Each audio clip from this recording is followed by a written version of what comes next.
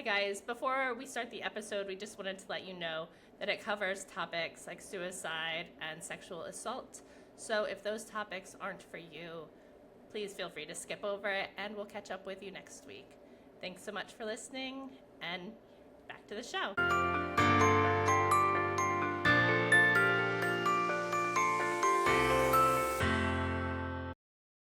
Welcome to Therapy, Tech, and Takeout. We're a therapist and an entrepreneur talking about and being curious about the intersection of mental health and technology and really just trying to figure out where it's all going to lead. Hey, Jackie. Hey, Tony. How are you doing this week? What's new? Well, I'm excited about having a guest. That's always an exciting time and went down the rabbit hole with the topic that we're talking about today. Yesterday, I feel like I maybe went down the rabbit hole too much, and that's kind of where I'm at right now. Oh, you're feeling? How about you? What are you vibing this week? I am so excited. I'm getting ready to launch a new business, and today we tested our equipment and we're just waiting on one more approval from the county. So hopefully next week we're going to be able to launch. So that's pretty exciting. It's been, as Tony knows, months and months in waiting. So finally to see things starting to click is really exciting. And I'm also super excited to have a guest. I love it. And this topic I found to be so interesting. Well, I want to say congratulations first. I'm really excited for you. And I love hearing every step of the way. So thanks for sharing it with us. Thank you. Absolutely. Yeah. Would you like to introduce our guest without further ado? Yes.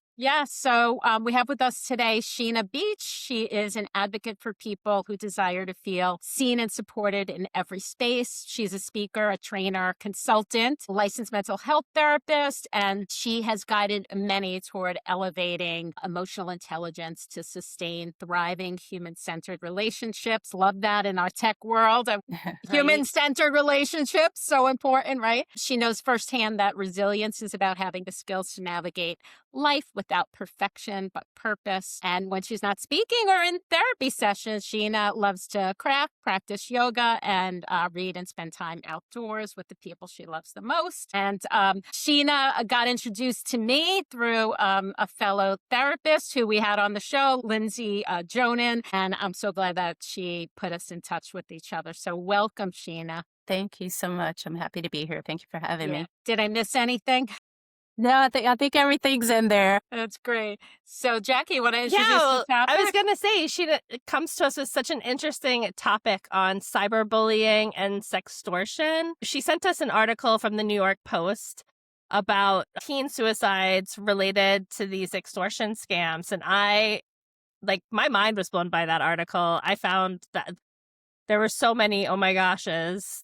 It was horrifying and sad and just not what I was expecting. So I am so excited to get into this topic with you, Sheena, and learn more about it as a parent, as a community member. I think these things are so important to talk about, and I'm really excited to get your perspective. Yeah. Speaking of sort of how prevalent is this out there? Do you have any information on sort of those national averages or information around that, around teens and self-harm?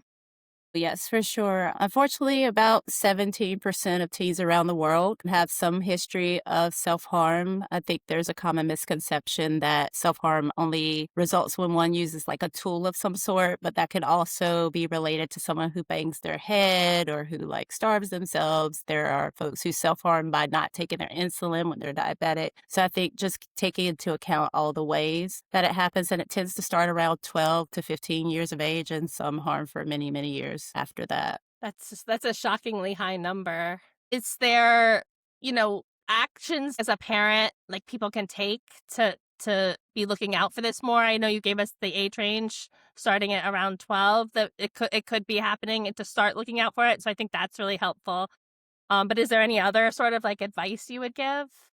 Yeah, I would absolutely focus more on having a good relationship with your child. I mean, we all know I'm a parent too. My child just passed the teen years, so we made it to adulthood. Congratulations. Thank you. That's a tough time, right? It's a tough time for parents, especially if we have single parents, which there are many, and blended families where things are different at one home than another. So just kind of knowing your child is one of the best ways. Also, like if you notice a sudden shift in your child's behavior, if they start to be more withdrawn, they're really active and outgoing, and they start to like stop going out to see friends, stop doing all their activities. If you notice that they're just exhibiting behavior that is uniquely wild to their typical selves.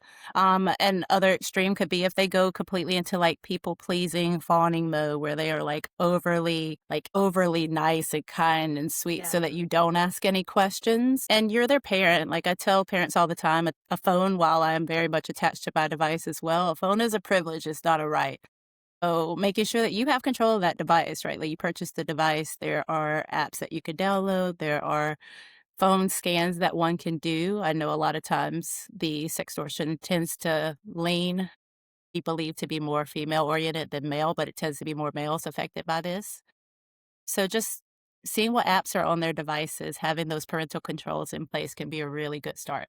Yeah, you mentioned the sextortion scam. So we were talking kind of like just self-harm in general, and then the connection between like self-harm and some of the statistics on sextortion. And this is where I went down the rabbit hole when we started today. Today, I mentioned yesterday, just reading kind of article after article and, finding out much more about this topic than I ever thought I wanted to know, realizing how important it was because it can, with the shame that comes with it for some people, where it can lead. Can you like kind of just talk a little bit about like what is sextortion and how is it affecting young people today? So with sextortion itself, it is generally the use of eliciting trying to think of the word, like images, inappropriate images of the teen or the child, and having them send them out. Most of the time, people kind of frame themselves to be like a friend at first, like they don't come out the gate that way. They mask themselves as like maybe a teenage girl to connect with a boy or a teenage boy to connect with a girl, and just different ways that they infiltrate. Many times they'll send out 100 friend requests and hope for 30 of them to be accepted.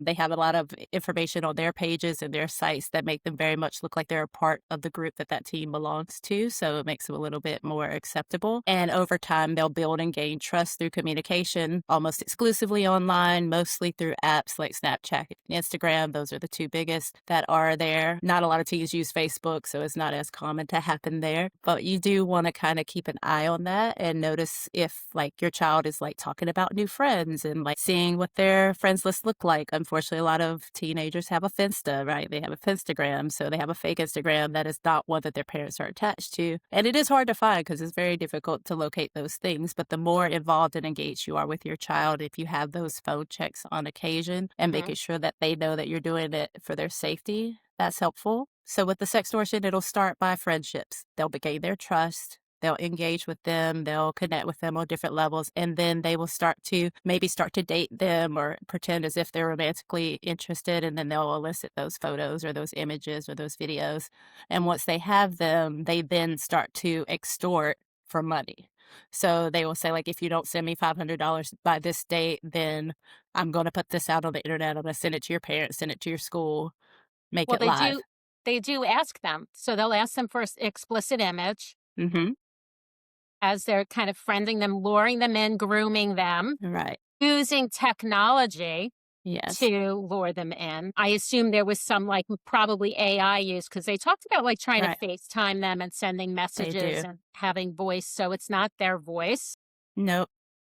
And really making them feel so comfortable that they'll send the image in the first place. And then the big thing comes And then in. that's where it comes in, asking for the money or the material resources. And most of the time it is explicit images that they're eliciting. And a lot of times there's shame around that, even in our society, about like one's body. Teenagers feel awkward about the way their body is changing. So if someone express interest or attraction to them, it could be a little bit harder for someone in that age group where their brain isn't like fully formed to make that executive decision that, hey, like that's pretty suspicious that I've known this person for a couple weeks or a couple months and they're asking for this. And it's also a self-esteem thing. Like some folks, they share those images. Like I have these conversations way more often than I would like to with my clients about like what they put on the internet and how it is there forever. Even when I'm working with adults who engage in that type of work, I'm like, you have to be mindful that like once it's out there, and there's not a lot you can do about it.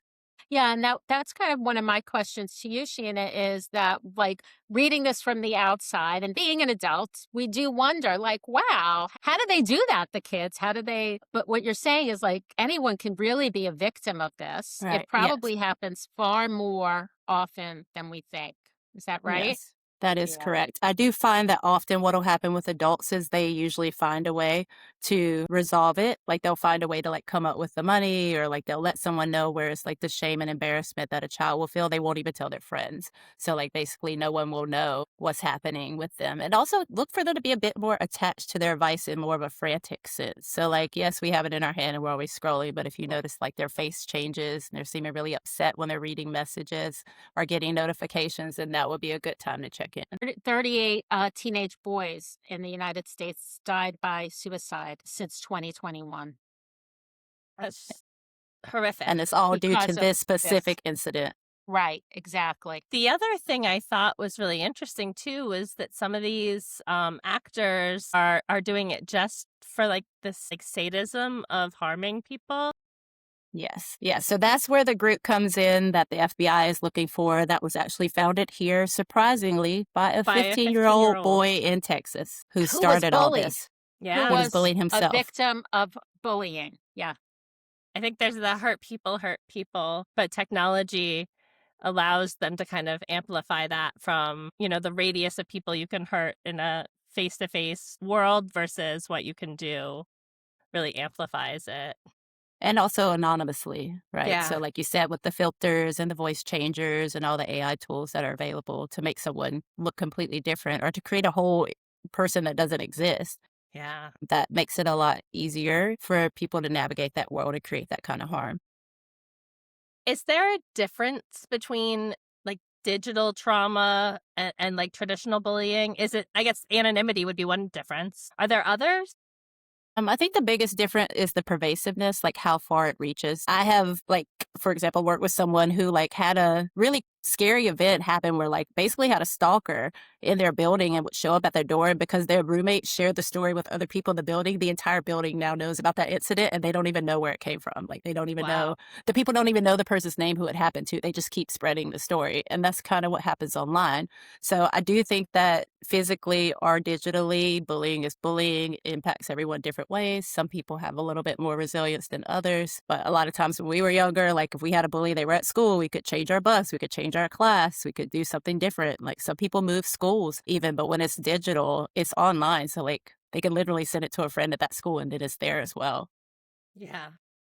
The statistics, one of the articles said that 1 in 5 teens that were surveyed by Thorn, which is an organization, it sounded like, that does some technology to help protect teens. They said their survey said 1 in 5 teens surveyed said they had experienced sextortion. 20% of kids have And you have to had- think about it. It's not online only. It's with their friends and peers, like their partners. Like there are a lot of people, their significant other does that to them.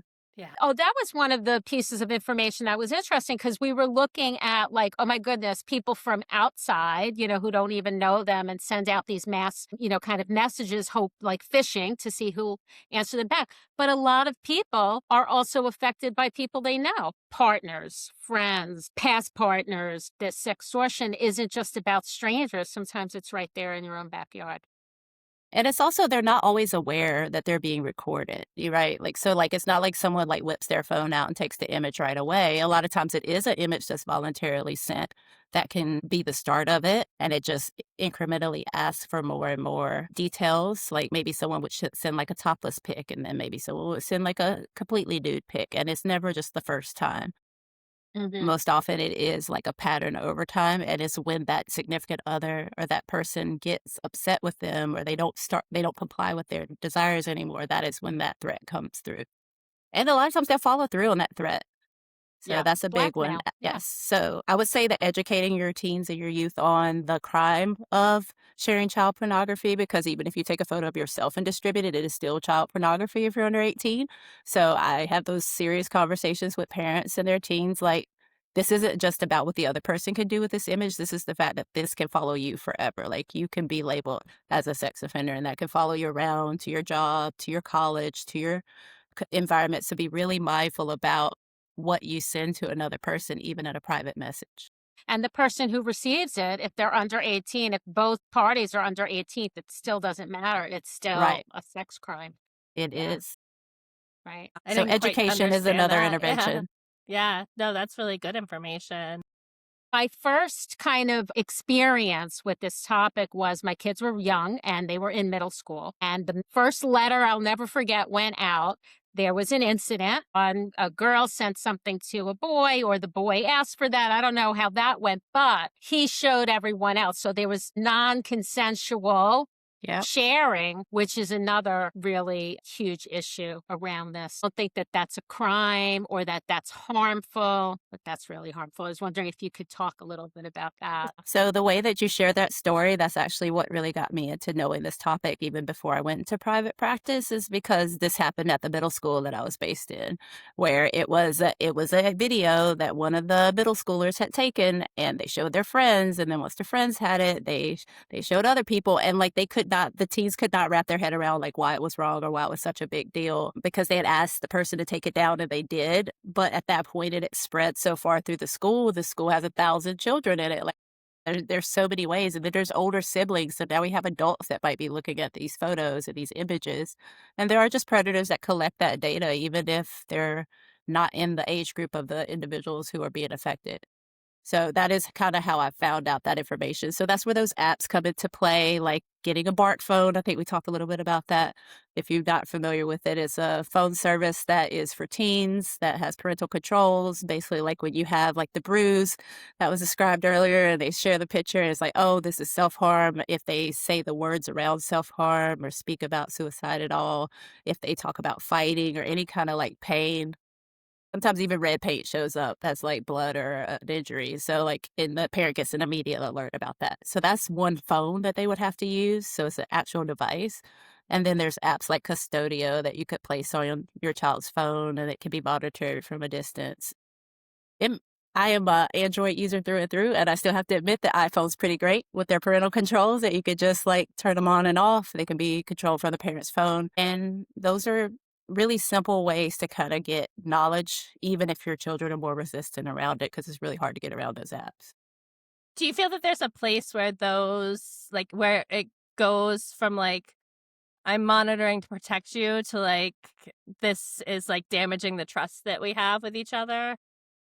Yes, I do believe that there are parents who insist that there are things happening, or they just assume because maybe someone in their friend group or is happening in general. Even though this happens to lots of people and this has many victims, we have to admit that like the grand majority, the 80% of the children who haven't been impacted by this might not need that same level of monitoring, but that also comes from a building trust from the child's perspective. So like, could you ask them for their device? Could you let them know when you're going to look at it? Could it be storing the devices in common areas? That's a really easy way to keep younger children safe. Like have all the computers in a main area. Make sure that everyone plugs their phone in the living room before bedtime.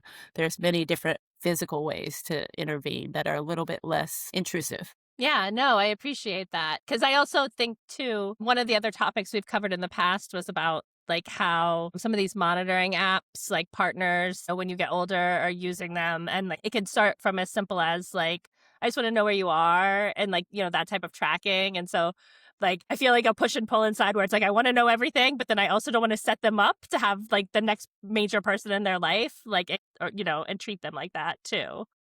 But, And also you know, being it's a penumbra, right? But is it also, are you sharing yours? Like, are you modeling to your teenager, like, that you have people in real life that you're close to and that there are people online that you're close to? And do your boundaries look different for those sets of people? That is a good way. Like, modeling the that. behavior is the way a child learns. Like, that's the easiest way to teach a child how to be, is to monitor the behavior you want to see. So share your location too. And this is for family, not for friends. I cannot... I don't think I could think of a single person that I work with under 25 whose location is not shared with like a partner or a friend. Yeah. My kids know where I am. I know where they are. Me We too. share location. My daughter lives with 3 other women, and they share each other's locations too, so that they can keep each other safe. They know where kind of where they are. I mean, these are some positive ways that we can use technology. I had a question really about prevention because, what makes it difficult? I mean, it's the same thing when we talk about any kind of crime, sexual assault. People are always feel it's not going to happen to me, so I don't really have to take in this information. So how do you think you get and you work with young people, right? Correct. How do you feel around, like, do they receive this message? How can we help them receive that? Like, yeah, it might happen to you. Like, kind of Right. listen up a little. The other side of technology is like, because of things like TikTok, Instagram, mental health treatment has been much more normalized to be able to like pursue and ask for help. I feel like there has been a general shift. Specifically, I would say more with like AFAB, female born children are a little bit more willing to acknowledge the dangers of that than I would say a male child might be. And they are also the ones who are getting targeted this much by this particular behavior. So part of it is normalizing these discussions at an age-appropriate information age. A book that I use with my elementary children is My Body is Private. We have a terrible thing happen. Do you have a secret? So there's books and picture books that you can use with children as young as 4 or 5 years old where you help them understand body autonomy and that they don't have to allow anyone to touch their body that they don't want to. And that's even family. Like, think about us. We grew up, I know I grew up with like, oh, you have to give them a hug. They're awkward. Like, I've never seen this person before in my life. And I think there's a lot of parents that are kind of moving away from that and making it more of like, your body is yours. And that goes for everyone. And I think some individuals who are raised with that knowledge and that information are a little bit more wary of how they show that out. So making sure the topic's not taboo to talk about in your house. Could take away some of the shame around that. Yeah, great tip. Yeah, absolutely. Is there like something that you would say, like, if you're fortunate enough to have your kid come to you having experienced something like this, is there something that you would definitely tell parents not to say? Is there Yes. or like, I'd love to hear the thing to say, but I'd also, want to make sure that we know, like, what are the things we don't want to say, if there's anything there. Approach it without judgment. Like, try very hard. Like, you can't necessarily always control your face. I don't really have a good face that I can control well. So I would say making sure that you are open and that you invite the discussion, maybe asking them if they want to talk privately, not having them talk about it in front of everyone else. Definitely don't tell anyone else in the family what happened. That happens a lot where they're like, oh, they're sending these pictures to these men on the internet. Like, please don't do that. Don't shame them more. Yeah. So that's a big piece, is like, approach that conversation calmly, as calm as you can be. You can fall apart when they leave the room. It's okay. But make sure that they remain the focus of the discussion and not about how it impacts you or your family or how wrong it is or how they shouldn't have done it in the first place. Because at this point, what's done is done. So like, let's move from a problem solving perspective and like, how do we move forward? It's not a teachable moment when your It's not a child is, teachable moment. kind of telling you they experienced this. This is a moment for healing and acceptance. And I could see how, as you were talking about it, I was thinking as a parent how terrified I would be inside, right? And being able not to kind of show that. So, and that makes me think how terrifying it is for a child who doesn't have, kind of the access to the completely formed prefrontal cortex. And it's hard for us as adults. So think about how difficult it is for them. Well, I And found it don't keep it private. Yeah. Don't keep it private yourself. Like, share your feelings about like, hey, there's something going on with my kid is really heavy right now. I want to be strong for her, but I need like my people right now. I need to like go to therapy yourselves, like schedule a family session, see if you can talk it through in an objective space. Yeah, I think that's super helpful. And I thought it was interesting and a good reminder when you said don't share it with other people in the family. I wonder how do you see that, if it's like, does that extend to your partner, like the other parent? Like, if it's at the kid's request, like, does it change Yeah. versus if it's like you feel like there's not a reason not to share it? How would you approach that? Like, again, not telling your sisters and stuff. Right. I would ask permission, like, or I would just straight tell them, like, hey, we have to tell daddy, right? Like, we're mommy and daddy in my house, which is lucky for us that she's still an adult and calls us that. But like, That's I'm adorable. going to have to let daddy know about this. We'll keep it between us. We won't tell your siblings if you don't want them to know. And just kind of like, do you want to be with me when we have that conversation? Or would you like me to tell, like, would you like to tell them or would you like me? Like, offer choice, like provision of choice is very helpful. Yeah, I love that. That's beautiful. That is, I've worked in sexual assault response and prevention, and one of the first things I teach or used to teach victim advocates was choice. You just had someone who's, everything was really taken away from them, and the movement toward healing is giving choice as much as possible. So I love that you said that. That just kind of reminded me of like how we help people get their power back. And it's through, giving them some choice and just a little choice. Like, do you want this person to know? That could actually contribute to that child or young adult's healing and being a victim. So wonderful. I'm glad you mentioned that. It kind of reminded me of how important that is. It's a really great point. Choice means everything when someone's been violated in that way. Yeah. And I think, to look at the other outcome of that, like if you're not having that conversation with your kid and you're starting to notice other things happening like self-harm, how is it best for a parent to approach that? Like, how can you be supportive in that situation? What if you suspect and don't know for sure? I want to piggyback on that, but kind of like, when we get that sense that something's wrong and we don't want to accuse, or like, how do we have that conversation? Right. I mean, it's a question, right? Like, again, like the not shameful, making sure they know they're not going to be punished further, like they're already punishing themselves enough. So asking is a good way. A lot of times, like when I talk to my teens, they're like, oh, why didn't you tell your parent you were feeling suicidal or you were somehow they didn't ask? So like, if you don't ask, I won't tell you. And also look for materials. So a lot of times part of it is the caretaking afterwards. That contributes to that. So like look for extra Band-Aids being used. You can see the bank account, make sure they not violate razors at the store and things like that, because that is something that happens. Once you do know they're self-harming, remove all the sharps, put the medications away. Like these are conversations I have to have over and over again with parents of teens who are self-harming. Like they were like, well, I can't live in a house with all my knives locked up. I was like, of course you can. What is taking a key?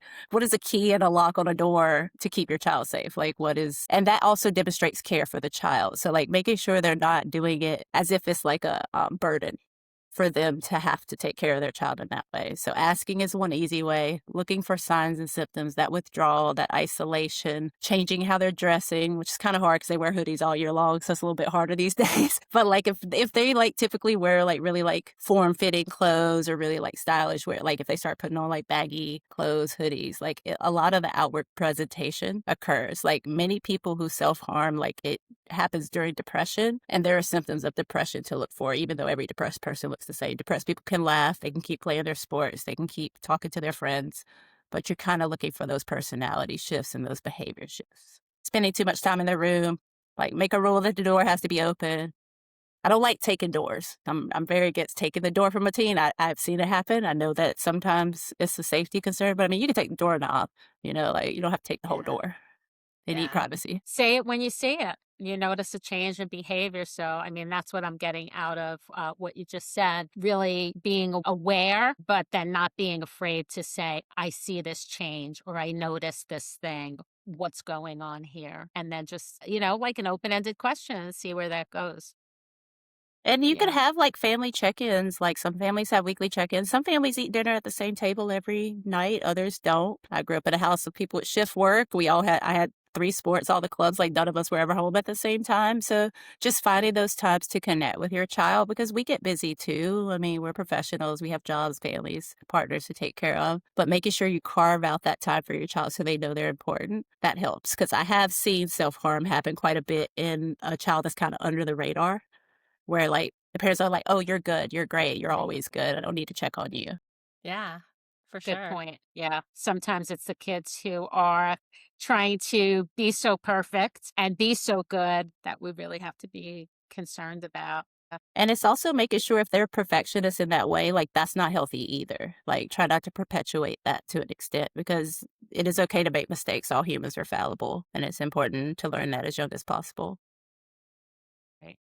100%. And I love that you also reminded like parents that it's okay for them to go to therapy, and and helping ourselves as parents helps our children so much, because we might struggle with perfectionism. We might struggle with saying things out loud and fear and shame and blame. So I think it's really important for parents to take that time for themselves and do some really good self-care. And also be aware you could go to therapy for parenting. Like you could find a therapist that can help you with parenting. I work with parents. I don't do couples work or family work, but if a parent needs coaching or information about like how to respond to a child who has attempted suicide or a child who has harmed themselves in any way or has been harming for a while, then I am happy to work with those parents on like doing the same as we did today, talking about signs and signals and ways to connect and build trust. Because a lot of times most kids won't come to their parents and let them know that ahead of time. If they did, then it would be less prevalent. Where are you licensed, Sheena? What So states do you work in, and where do you work? So I just opened my practice Canopy Counseling last year, and I work in Charlotte, North Carolina. Thank you. I am also licensed in South Carolina and can do telehealth in Florida. Oh, fantastic. Thank you. We'll share your information in the Yeah, show notes. 100%. And anybody Thank who you. needs to reach out, definitely reach out. It's so important. I think that's a really great reminder that I wouldn't have honestly thought about therapy for parenting, coaching type stuff, but it makes a heck of a lot of sense and better to get it on the front end than figure it out when they're out of the house. Absolutely. None of us can do this in a silo. We have to be connected. Absolutely. Well, awesome. Thank you so much for the time today, Sheena. This was really informative. I appreciate it so much. Absolutely. Thank you. And we'll It's share nice to some meet you stuff. both. Yeah, we'll share some stuff in the notes on like some of the technology that you were talking about that can be helpful, Yeah, and some of the articles that we talked about today too. absolutely. And Sounds those wonderful. books Thank you so too. much. I'll put Yes, those in there as well because I always think a good book is really helpful. it is. Thank you so much. Awesome. Well, thank Thank you you. guys. Thank Talk to you you. All next right. week. Have Bye-bye. a good one.